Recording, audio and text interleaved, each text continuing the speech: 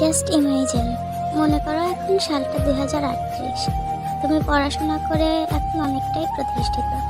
এবার তোমার স্বপ্ন পূরণের সময়। সবার প্রথমে তুমি তোমার প্রিয় মানুষটাকে দেখতে সাউথ কোরিয়া যেতে চাও। তোমার পরিবারও তোমাকে পারমিশন দিয়েছে। কিছুদিন পরে পাসপোর্ট তোমার হাতে। তুমি বিশ্বাসই করতে পারছো না যে তুমি সত্যিই কোরিয়া যাচ্ছ।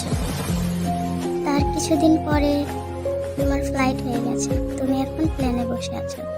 তোমার মনে অনেক স্বপ্ন, অনেক অনেক স্বপ্ন নিয়ে তুমি যাচ্ছ। কিছু ঘন্টা পরে তুমি ফাইনালি সাউথ কোরিয়া চলে আসো। তারপরে তুমি তাকে পাগলের মতো খুঁজতে থাকো, কিন্তু তুমি তাকে খুঁজে পাও না। তোমার সবটা এলোমেলো লাগছে। তবুও তুমি হাল ছেড়ে দাওনি। তাকে দেখার জন্য তুমি সেখানেই থাকতে শুরু করো। তোমার প্রায় 2টা বছর কোরিয়াতেই কেটে গেছে, কিন্তু এখনো তার দেখা পাওনি। তুমি তাকে দেখার আশা প্রায় ছেড়েই দিয়েছো। এরপর তুমি একদিন একা রাস্তায় হাঁটছো, কানে হেডফোন আর প্রিয় কিছু গান বাজছে। হঠাৎ তখনই তোমার থেকে কিছুটা দূরে তুমি কাউকে দেখতে পাও। তুমি তার দিকে তাকিয়ে আছো, আর তোমার চোখ থেকে পানি পড়ছে।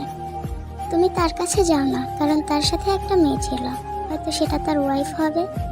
তুমি মনে মনে বলছো, কত ভালোবাসি তোমাকে, কত পাগলামিই না করতাম তোমাকে নিয়ে, কত ভালোই না ছিলাম তোমাকে ভালোবেসে। সবশেষে আমি তো তোমায় দেখতে পেলাম, এটাই অনেক। সেদিন হয়তো তোমার চোখ দুটো বলবে, আজ আমার সব অপেক্ষার অবসান ঘটল। হ্যাঁ, আর মীরা, আমরা হয়তো একদিন ঠিকই প্রতিষ্ঠিত হব। আমাদের ফ্যামিলি থেকেও পারমিশন দেবে সেখানে যাওয়ার জন্য।